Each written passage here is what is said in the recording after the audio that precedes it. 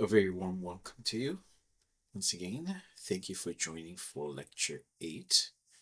So today we will cover the next scenario from where we left off last time. Last time we looked at a scenario in which computer A was communicating with computer B, which was on the same local area network. So once again, let's look at this scenario where we're looking at, which is we have a router in here and we have two switches. Each of the switches belong to a single VLAN. Now you can break up a switch into multiple VLANs. We'll talk about that at some other point in time. But right now we have one switch which belongs to VLAN 1 with the IP address for the network 192.168.1. And then we have a second switch which is VLAN 2 and which has the IP address for the network 192.168.2, right? So as we mentioned, /24 here implies that the first 3 octets, each octet is 8 bits long. It implies that 24 bits, which is 3 octets, belong to the network, or it's the network address, while the last octet here is the host address. So you can see once again, just to reiterate what we had mentioned before, is 192.168.1 is the network address, and the host address here is .1. Same thing here, this belongs to the same network, so the network address 192.168.1 is the same network, and the host address is .2. Similarly, we have VLAN 2, where the network address is 192.168.2, and the host address is 1. And then we have 192.168.2, and the host address is 2. Now, this second scenario we're going to be looking at is where computer A wants to communicate with computer D, which is on a different network, is across a router. So it's on a different network here on a different switch with different VLAN, and it is separated by a router. So whenever you want communication between two different VLANs, you need to have a router in between. Okay. So let's look at this scenario in here. So the first step, what's going to happen in here is computer A wants to communicate with computer D. Okay, so let me just, move the screen a little bit at a different place here. And then we can continue on. So computer A wants to communicate with computer D. Step 1, computer A will check if computer D is on the same network.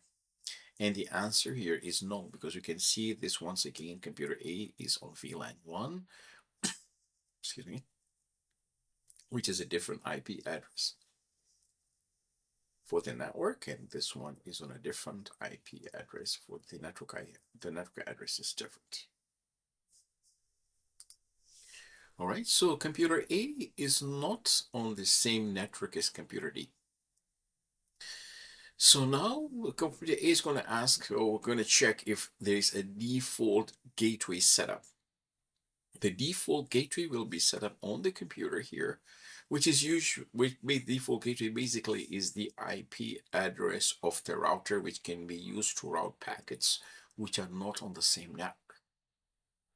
So all computers will have a designated default gateway, which is basically the IP address of the router that is going to be used for sending information to networks that don't belong here. So anytime you want to leave your network, you need to send the packet over to the router, which is the default gateway. So you designate a default gateway, we need to say the IP address of the router, which you're going to be using, right? So the answer is yes, the default gateway for this computer A should be 192.168.1.254, which is the IP address of the router. Now it's important to understand here the router is also on the same network. It has to be on the same network for communication to take place. However, it can route information to a different network. You can see here the router has 2 legs here, one in VLAN 1, 192.168.1, and it has another port which is on VLAN 2, which is 192.168.2. Okay. So if the answer is yes, the default gateway has been set up, computer A checks the R table to see if the default gateway MAC address, which is the default gateway here, MAC address, is in the R table. Now, if this is a new communication taking place, you just restarted your computer, the ARP table will be empty. The ARP table, as you mentioned here, ARP stands for Address Resolution Protocol. It's basically a mapping, a table which maps the IP addresses to the MAC addresses, right? So there's a table being stored on your machine and on the router as well, which translates IP addresses to MAC addresses. Right now, because this is, let's say, a new computer which just came up, everything is empty because the ARP table gets purged when you reboot the machine, right? So let's say this information is not in the ARP table. What computer A is going to do is going to have an ARP broadcast containing the default gateway IP address. It'll say, hey, I want to communicate with default gateway, but I do not have the MAC address. So it's going to create an ARP broadcast. And so basically send this ARP broadcast. Because it is a broadcast, it will go to all the machines that happen to be on the same network. A broadcast will never cross over to a different network. The broadcast basically belongs to the same network only. The only time a broadcast will be forwarded over is if there's a DHCP request and you have set up a DHCP helper address on the router. This is the only time the DHCP request will make it over. Otherwise, broadcasts in general do not cross routers. So an ARP broadcast containing default gateway IP address will be sent to all machines on the network. And the idea here is the machine who actually owns the IP address, which is the router in this particular case, will answer with its MAC address information. So the default gateway will reply with its MAC address. And then computer A gets the reply and saves the default gateway MAC address in its ARP table.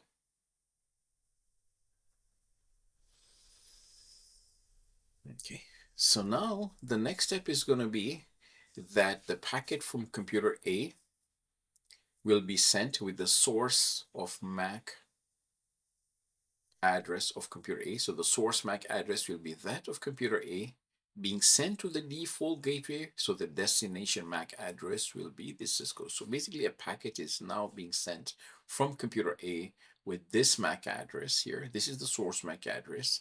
And in this case, this here, the Cisco address is the destination MAC address. So the router will check if computer D, so now we reached from computer A to the router, the packet is sitting in here. So the router will check if computer D is reachable because it's trying to get to computer D, right? It says, hey, yeah, I can reach computer D via this mechanism right here. So the answer is yes, yeah, it can use port number 2 here to send information here via the switch to computer D. So the router will check now its own ARP table to see if computer D's MAC address is in the ARP table. So once again, if this was the first time computer D just came online, and the answer is going to be no. So the router will once again send an ARP broadcast containing computer D's IP address, which is right here, and say, hey, I'm looking for your MAC address, right? And computer D will reply with its MAC address back to the router itself. And then the router gets the reply and saves the computer D's MAC address in its ARP table. And the packet now is sent from the router to computer D, right? So this is how the communication takes place. So if we have to look at this communication in a summary form, you can see how this thing works. So we saw that computer A had one hop here, sending this packet here, hop 1, which is to the router, right? By initially figuring out or doing an ARP to figure out the MAC address and then sending this information, having this as the source MAC address, this as the destination MAC address, this is the default gateway MAC address, right? And then it's a second hop in which the router figured out or found out the MAC address of computer D by sending an ARP and then sending this packet with source MAC address as the router MAC address and the destination MAC address as computer D's address. Okay, so then you get this second hop happening. Now you realize that here, when we have this communication taking place, the source IP here, which is 192.168.1.1, which is the address of computer A, and the destination IP address 192.168.2.2 remains the same throughout the communication process, right?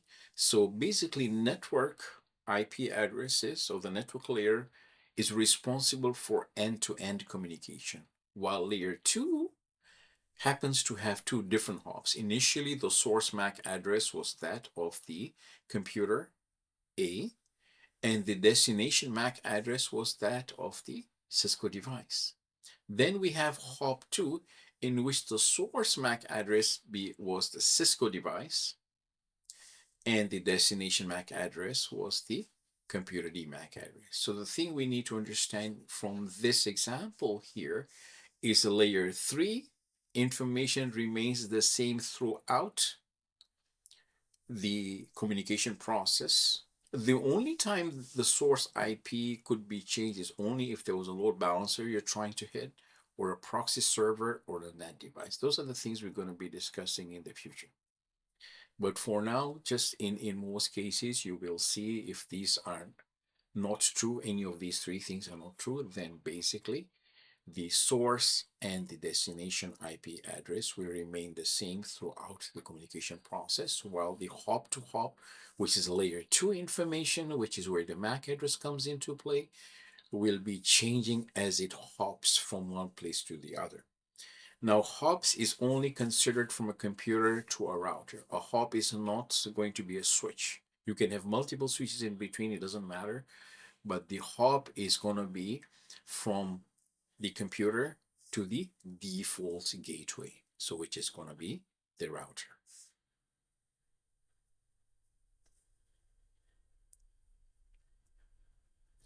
So in summary, we can specify the following, right? Is that if we look at layer 2 communications, it happens like, if you have taken this example, very similar to what we saw before, is we have a computer A trying to talk to computer F over here. We have a link here. The link could be a switch in between in here to going to a router, which is a circle in here. Could be multiple steps in here to get to machine F. But you can see that, sorry, coming back here, is the MAC address will change from A to B. So initially the source will be MAC address A, destination will be MAC address B as it hops here. Then for the second hop in here, the source will be the MAC address B, and the destination will be MAC address E. And for the last hop, the source will be the MAC address E, and the destination will be MAC address F. So basically, if you look at the data link layer, it's basically hop to hop delivery. One hop after the other to the next router to the next router, right? On the other hand, the network layer is responsible for end-to-end delivery. So as you can see here, while we talked about layer 2, hop-to-hop MAC address is changing, the source and destination changing all across the communication process. But while you can see in layer 3, source to destination delivery, basically the source IP address is going to be IP address A, and the destination will be IP address F. Thank you for joining me today. Have a wonderful day. Please take care, and I hope you can join us again next time. Take care. Bye-bye.